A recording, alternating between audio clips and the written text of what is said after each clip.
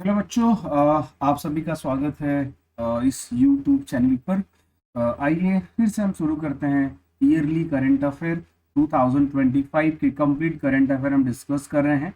एक एक बातें डिस्कस करेंगे। चलिए, इसके पहले हमने एक पार्ट 1 अपलोड कर चुके हैं जिसमें हमने क्वाड कंट्रीज के बारे में बात किया था। हमने देखा था कि which countries are the part of quad group, तो 4 कंट्रीज थे। वो सारी बातें हमने किया था। जापान के साथ में हमने अलायंस किया था सेमी कंडक्टर के लिए, ताकि हम चाइना या चाइना पर हम अपना डिपेंडेंसी कम कर सके। हम G20 के बारे में बात कर चुके थे, G21 के बारे में हम बात कर चुके थे, और उसके बाद में हम लोग यूरोप के 1 रैंक 1 पेंशन के बारे में बात कर चुके थे।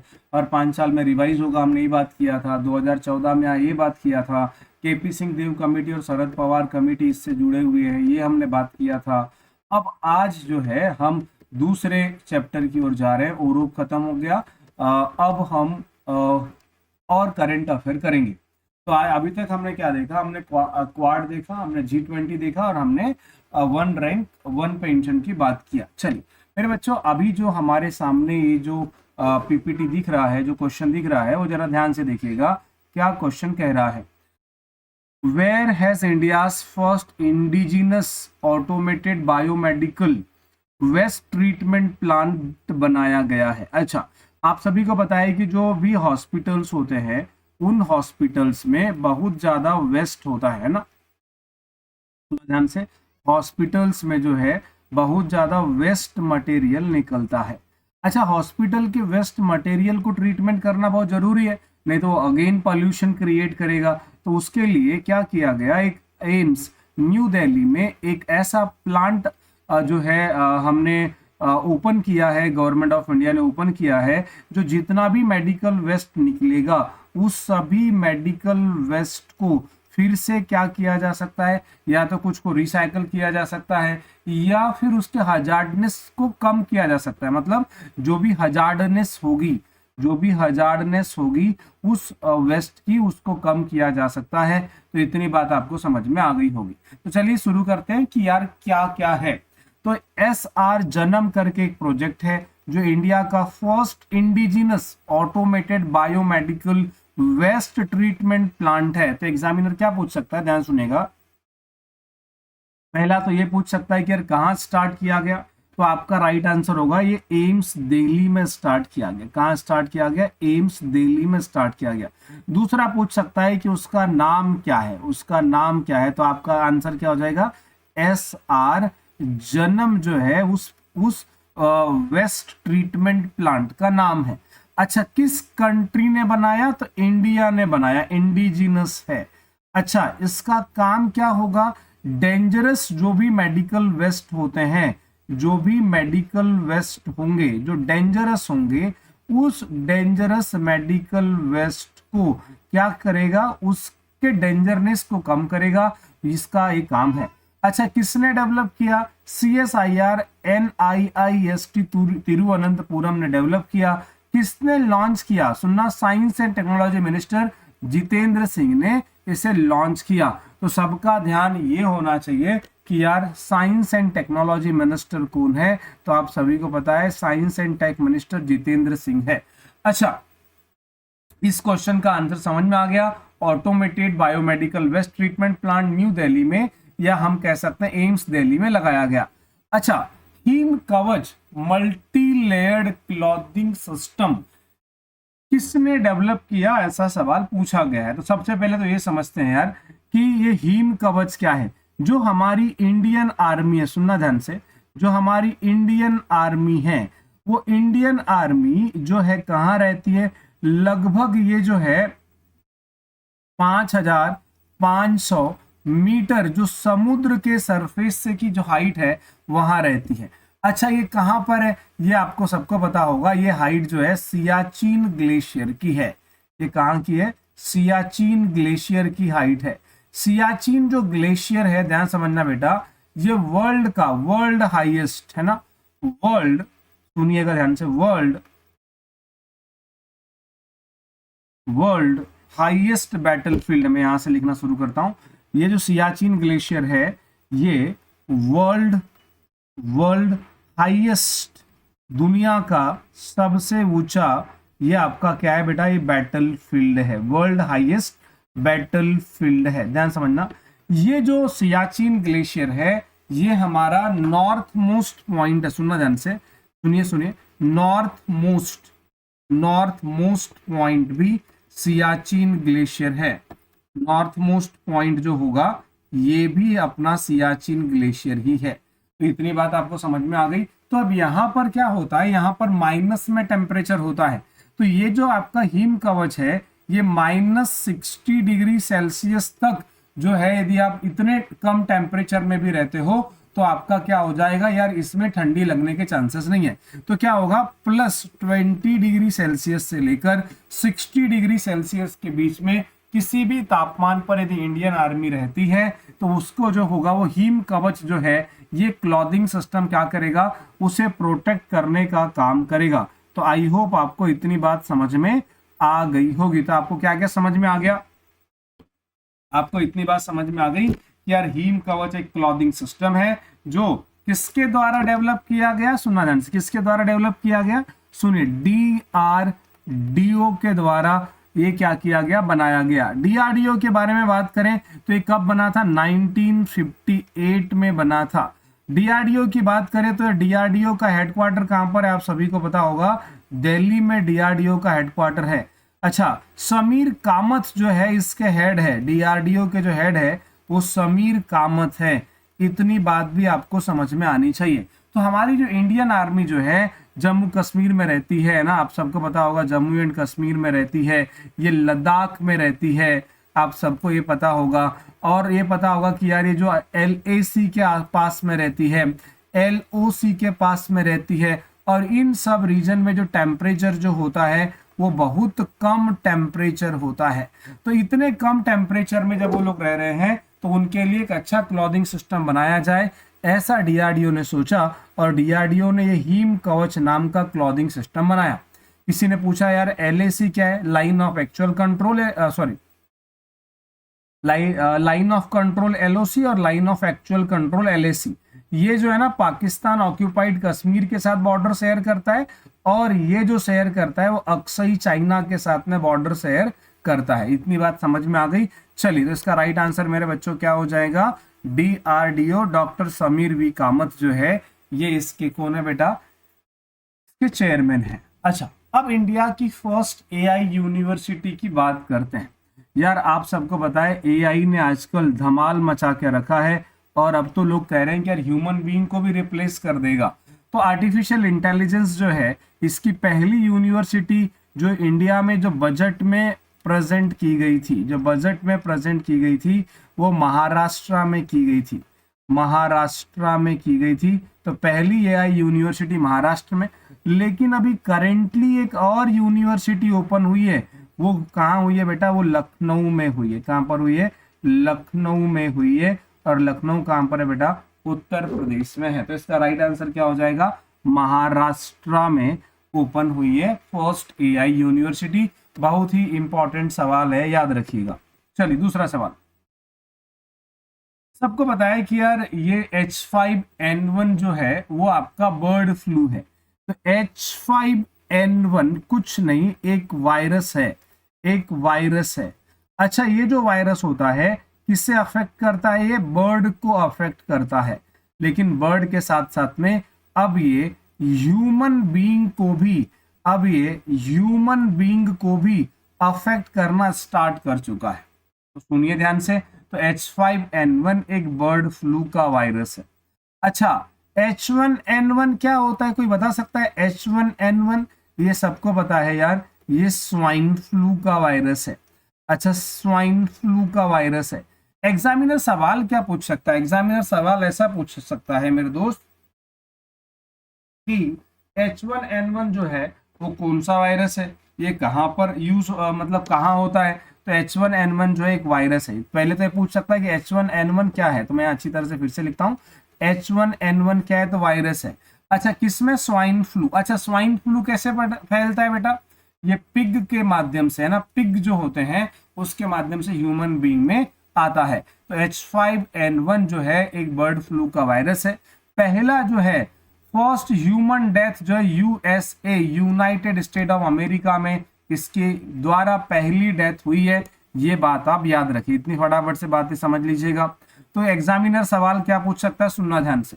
एग्जामिनर ऐसा सवाल पूछ सकता है, H5N1 बर्ड फ्लू है, पहला कहां पर मरा, आप ह्यूमन बीइंग यूएसए में मरा। H1N1 क्या है बेटा, ये स्वाइन फ्लू है। तो इतनी बात क्लियर हो चुकी है। और थोड़ा ध्यान समझना, मैं आपको थोड़ा इनपुट दे दूं यार कि एग्जाम में क्या क्या सवाल आते हैं।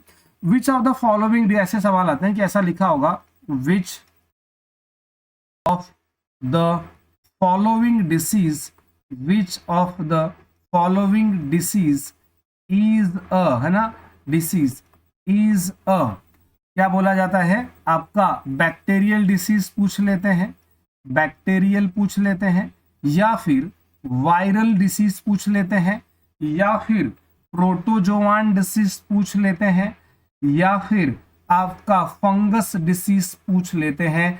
तो इस तरह से याद रखिए कौन सी बैक्टीरियल, कौन सी वायरल, प्रोटोजोआन। तो सुनना, जो मलेरिया जो है ये कई बार पूछा जाता है, मलेरिया जो है ये प्रोटोजोआन डिसीज है। ये कॉमन कोल्ड जो होता है ना वो राइनो वायरस से होता है, कॉमन कोल्ड जो होता है वो राइनो वायरस से होता है, इसलिए कॉमन कोल्ड वायरल डिसीज है। अच्छा, ट्यूबरक्यूलोसिस, टीबी जो होता है ना वो आपका बैक्टीरियल डिसीज है। तो इस तरह से आप लोग याद रखेंगे कि यार बैक्टीरियल डिसीज मैंने एक दो यहाँ पर आपको बता दिया, मलेरिया बता दिया, राइनो वायरस बता दिया, कॉमन कोल्ड और ट्यूबरक्यूलोसिस मैंने आपको बता दिया। अच्छा, और ये क्या होता है, स्मॉल पॉक्स, स्मॉल पॉक्स जो होता है, और जो आपका चिकन पॉक्स जो होता है, ये सब आपकी कौन सी डिसीज होती है बेटा, ये सब वायरल डिसीज होती है। वायरस की स्टडी को वायरोलॉजी कहते हैं, याद रखेंगे, वायरस की स्टडी को वायरोलॉजी कहते हैं। एग्जाम में ऐसा सवाल भी आ सकता है। तो इतनी बात क्लियर हो गई। अब हम इस क्वेश्चन से आगे बढ़ेंगे।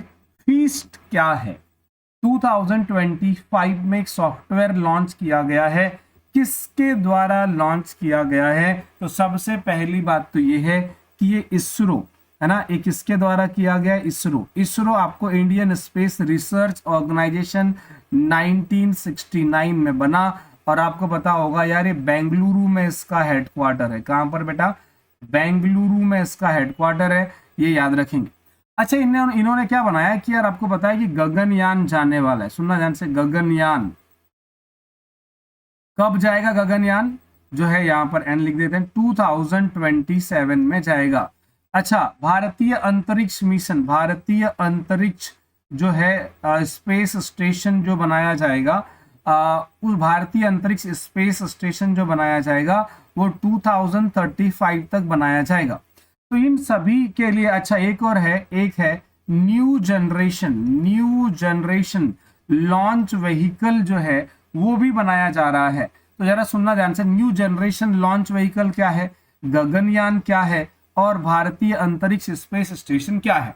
तो ये जो गगनयान जो है ये पहली बार ऐसा एक मिशन हम लोग इसरो बना रहा है जिसमें ह्यूमनॉइड, मतलब यहाँ पर ह्यूमन बीइंग को स्पेस में भेजा जाएगा।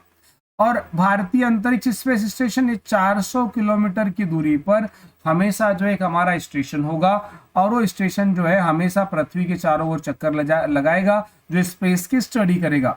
न्यू जनरेशन लॉन्च व्हीकल क्या है, ये रीयूजेबल, सुनना ध्यान से, रीयूजेबल लॉन्च व्हीकल है। आप सभी को पता होगा कि यार जो स्पेस एक्स के जो मालिक है एलॉन मस्क, वो न्यू जनरेशन लॉन्च व्हीकल ला चुके हैं। वो इसका क्या होता है कि यार एक बार आप सैटेलाइट भेजो, फिर से वो लॉन्च व्हीकल वापस आ जाएगा, फिर से उसका इस्तेमाल किया जा सकता है। तो ये न्यू जनरेशन लॉन्च व्हीकल, इसलिए क्या हुआ, ये फीस्ट नाम का एक सॉफ्टवेयर बनाया गया है। क्या बनाया गया, फीस्ट नाम का सॉफ्टवेयर। किसने बनाया बेटा, ये बनाया इसरो ने। अच्छा, लॉन्च कहाँ किया गया, IIT हैदराबाद में इसे लॉन्च किया गया। तो इतनी बात क्लियर हो गई। चलो देखिए, सुनो ध्यान से, जो जो बातें मैंने बताई यहां पर आपके सामने सारी बातें मैं रख चुका हूं। तो फीस्ट का पहले फुल फॉर्म देखो, finite element analysis of structure, ये फीस्ट का फुल फॉर्म है। एक सॉफ्टवेयर है जो इसरो के द्वारा क्या किया गया है, डेवलप किया गया है। अच्छा, कहाँ यूज किया जाए, गगनयान, भारतीय अंतरिक्ष स्टेशन में, और न्यू जनरेशन लॉन्च व्हीकल में इसका इस्तेमाल किया जाएगा। और लॉन्च कहाँ किया गया बेटा? आईआईटी हैदराबाद में लॉन्च किया गया है। अब क्वेश्चन नंबर 18 हमारे सामने आ चुका है। What type of virus is human Meta Numa virus, मतलब कौन सा वायरस है ये आपका ह्यूमन मेटा HMPV। अच्छा, आपको पता है आपका कोविड-19 जो है वो कौन सा वायरस था? कोविड-19 जो हुआ था वो किस वायरस से हुआ था बेटा? वो RNA वायरस से हुआ था। किससे हुआ था बेटा? RNA वायरस से हुआ था। और प्रॉब्लम क्या हुई थी कि यार हमारे पास में RNA का डायग्नोसिस सिस्टम नहीं है। डायग्नोसिस सिस्टम नहीं था, मतलब अभी तक जितने भी वायरस आए सब DNA बेस्ड आए, लेकिन जो कोविड-19 जो आया था वो RNA बेस्ड आया था। तो फिर क्या किया गया? उसके लिए RT-PCR किया गया, reverse transcription polymerase chain reaction. इसका मतलब आरटीपीसीआर ये डायग्नोसिस कोविड-19 को डायग्नोसिस किया जा रहा था। तो इसमें क्या था कि जो RNA जो था उस RNA को क्या किया जा रहा था? DNA में कन्वर्ट किया जा रहा था, इसीलिए reverse transcription polymerase chain reaction हमने इसका नाम दिया।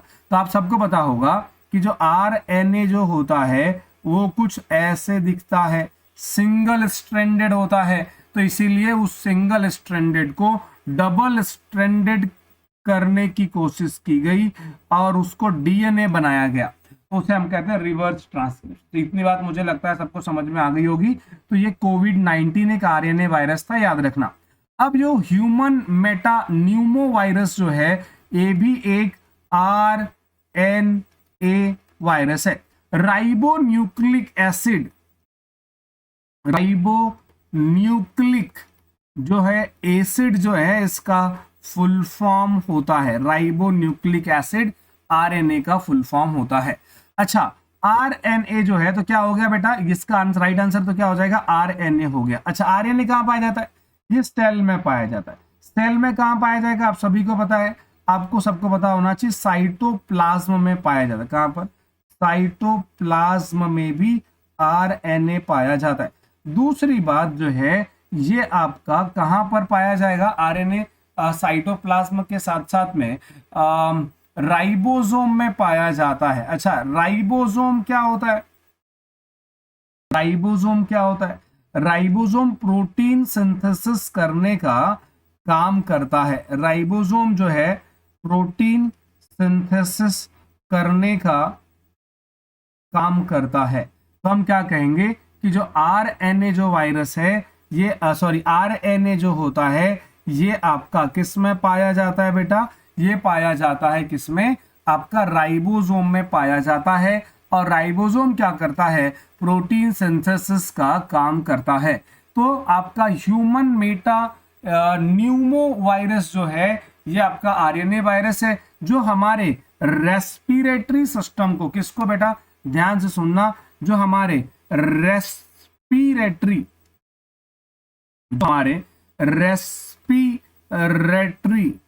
सिस्टम को अफेक्ट करता है। अच्छा, रेस्पिरेटरी सिस्टम का मतलब क्या हुआ? आप सभी को पता होगा कि नोज जो होती है ये भी रेस्पिरेटरी का पार्ट होती है। अच्छा, आपको पता है विंड पाइप जो होता है ये भी रेस्पिरेटरी का पार्ट होता है। अच्छा, आपको पता होगा ब्रोंकाई जो होता है ये ब्रोंकाई भी रेस्पिरेटरी का पार्ट होता है। आपको पता होगा ब्रोंकियोल जो होता है वो भी आपका रेस्पिरेटरी का पार्ट होता है। अच्छा, उस एल्वेली जो होती है वो भी आपका रेस्पिरेटरी सिस्टम का पार्ट होता है। तो ये सब क्या होते हैं? रेस्पिरेटरी सिस्टम का पार्ट होता है। एक्चुअल में रेस्पिरेशन कहाँ होता है? रेस्पिरेशन होता कहाँ है? तो रेस्पिरेशन एक्चुअल में होता है मेरे बच्चों माइटोकॉन्ड्रिया के अंदर। कहाँ होता है? माइटोकॉन्ड्रिया के अंदर रेस्पिरेशन होता है। रेस्पिरेशन का क्या मतलब होता है? Breakdown of glucose. रेस्पिरेशन का मतलब होता है ब्रेकडाउन ऑफ ग्लूकोज, रेस्पिरेशन का मतलब होता है। तो इतनी बात आप सबको समझ में आ गई होगी। यहां से हम आगे बढ़ते हैं। चलिए, अब एक नया दो टॉपिक हमारे सामने आ चुका है, सुनना ध्यान से। यार आप सभी को पता होगा कि ग्रेविटेशनल फोर्स जो होता है वो कम होता है। कहाँ ग्रेविटेशनल फोर्स कम होता है, सुनना ध्यान से। जो स्पेस है, सबसे पहले तो स्पेस समझते हैं। जो अर्थ सरफेस से, सुनिएगा ध्यान से, जो अर्थ के सरफेस से जो 100 किलोमीटर की जो हाइट होती है उसे हम लोग कार्बन लाइन कहते हैं। ये कार्बन लाइन के ऊपर है ना, सुनना, ये कार्बन लाइन के ऊपर जो है वो आपका क्या पाया जाता है, स्पेस पाया जाता है। क्या पाया जाता है, स्पेस पाया जाता है। तो मैंने क्या लिखा, कार्बन लाइन। सुनना ध्यान से, कार्बन लाइन मैंने बात किया। कार्बन लाइन जो है वो 100 किलोमीटर की ऊंचाई पर पाई जाती है। अब सुनना, जब जैसे जैसे हाइट बढ़ेगी वैसे वैसे आपको पता होगा यार ग्रेविटेशनल फोर्स और gravitational acceleration, actually gravitational acceleration की वैल्यू कम होगी। तो क्या होता है कि ग्रेविटेशनल फोर्स की मौजूदगी ना होने से क्या होता है, ह्यूमन बॉडी में, सुनना, ह्यूमन बॉडी में सेल डिवीजन अफेक्ट होता है। ह्यूमन बॉडी में सेल डिवीजन अफेक्ट होता है। अब इस माइक्रो ग्रेविटी के अंदर सेल डिवीजन हो सके, इस बात की रिसर्च करने के लिए एक्सियम मिशन को भेजा गया। अब एक्सियम मिशन क्या करेगा बेटा, माइक्रो ग्रेविटी में सेल डिवीजन किस तरह से हो पाएगा उसके बारे में बात करेगा। इसके बाद में टूरिज्म कैसे डेवलप कर सकते हैं उसके बारे में जो है इसने रिसर्च किया हुआ है। तो एक्सियम मिशन जो है एग्जैक्टली टूरिज्म पर फोकस करने वाला एक मिशन है। चलिए आगे बढ़ते हैं, देखते हैं क्या क्वेश्चन कह रहा है।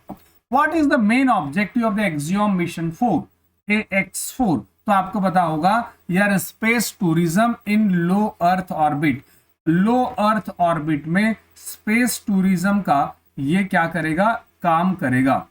तो लो अर्थ ऑर्बिट में स्पेस टूरिज्म का काम करने के लिए क्या किया गया, इसे भेजा गया। सुनना ध्यान से, लो अर्थ ऑर्बिट पृथ्वी के अर्थ के पास में है। यहां पर अब जो ना ये क्या हुआ, इसी लो अर्थ ऑर्बिट में इंटरनेशनल स्पेस स्टेशन भी गया है। और इसी लो अर्थ ऑर्बिट में क्या है ना, हम टूरिज्म डेवलप कर सकते हैं। अब टूरिज्म कैसे डेवलप कर सकते हैं, क्या होगा, उसकी स्टडी करने के लिए एक्सियम मिशन भेजा गया।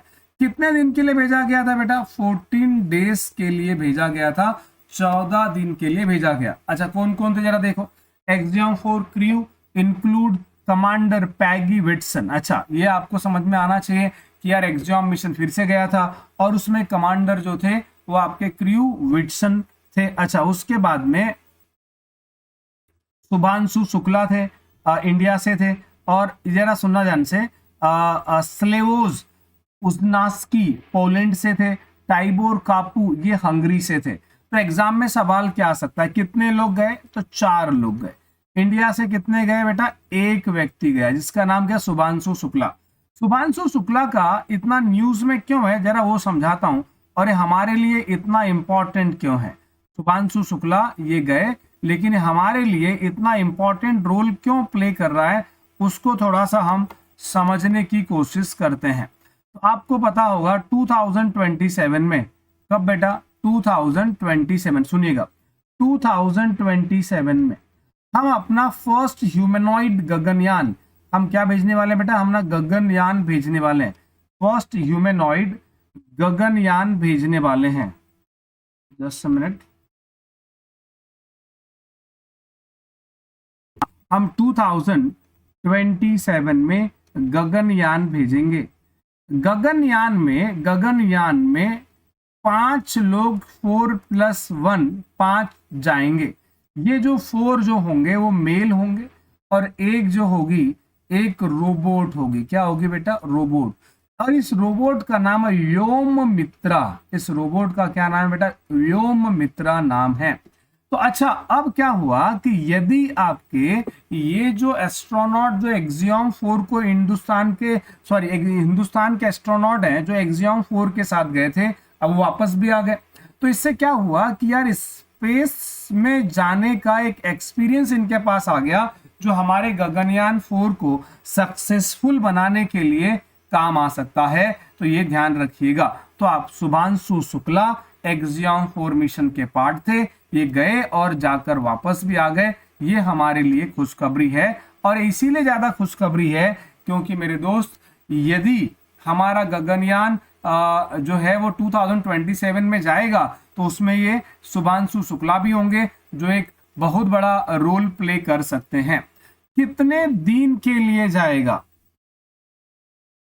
सुनना ध्यान से, कितने दिन के लिए ये जो है ये जाएंगे, सुनना, ये 14 डेज के लिए एक्सियम 4 गया था। याद रखना, राइट आंसर है ऑप्शन नंबर सी। चलिए आगे बढ़ते हैं। हाँ जी, which 2 Indian astronaut are the part of Axiom mission. देखो गया तो एक ही, लेकिन एक और प्रशांत बालाकृष्णन नायर, ये भी इसका पार्ट थे। तो याद रखेंगे शुभांशु शुक्ला एंड प्रशांत बालाकृष्णन नायर। ये प्रशांत बालाकृष्णन नायर ये गगनयान के भी पार्ट होने वाले हैं। तो शुभांशु शुक्ला और प्रशांत बालाकृष्णन नायर एग्जाम में सवाल पूछे जा सकते हैं। चलिए आगे बढ़ते हैं क्वेश्चन नंबर 22 के साथ में। Who has been appointed as the new chairman of ISRO? अच्छा, इसरो आप बताओ कहां पर हेडक्वार्टर, बेंगलुरु में 1969 में बना। और अच्छा, अब वी नारायणन जो है इसके नए चेयरमैन बने हैं। यहां तक आपको बातें पता होनी चाहिए। चलिए अब ये ऑप्शन नंबर सी। अच्छा, इंटरनेशनल स्पेस स्टेशन ISS में कितनी कंट्रीज हैं? 5 कंट्रीज। इंटरनेशनल स्पेस स्टेशन में 5 कंट्रीज ने मिलकर ये मिशन भेजा था। पहला अमेरिका, रसिया रॉस्कोस्मॉस है। अच्छा, यूरोपियन स्पेस, तो यूरोप की सारी कंट्रीज आ गई। अच्छा, जाक्सा है तो जापान आ गया। और अच्छा, कनाडा स्पेस, तो ये आपका कनाडा आ गया। तो इतनी सारी जो है कैडाना हो गया, ठीक है, कनाडा, ये इतनी सारी स्पेस एजेंसियां, ये 5 देश हैं जो इंटरनेशनल स्पेस स्टेशन में जिनकी भागीदारी है। इतनी बात मुझे लगता है आपको समझ में आ गया होगा। इंडिया इंडिजिनस स्पेस स्टेशन जो है वो हम उसका नाम क्या है, क्या नाम रखेंगे? 2035 तक चले जाएगा ऐसा हमारा मानना है। गगनयान 27 तक चले जाएगा ऐसा हमारा मानना है। तो उसका नाम भारतीय अंतरिक्ष स्टेशन रखा जाएगा। और इन्हीं सब के लिए एक सॉफ्टवेयर बनाया गया जिसका नाम था फीस्ट, जो मैंने आपको बताया था। आप इसका फुल फॉर्म हमारे कमेंट बॉक्स में बताइएगा। चलिए, थैंक यू सो मच। यहां तक सारी बातें कंप्लीट होती है। ये हमारे करंट अफेयर का सेकंड पार्ट भी कंप्लीट हो चुका है। Thank you so much, bye.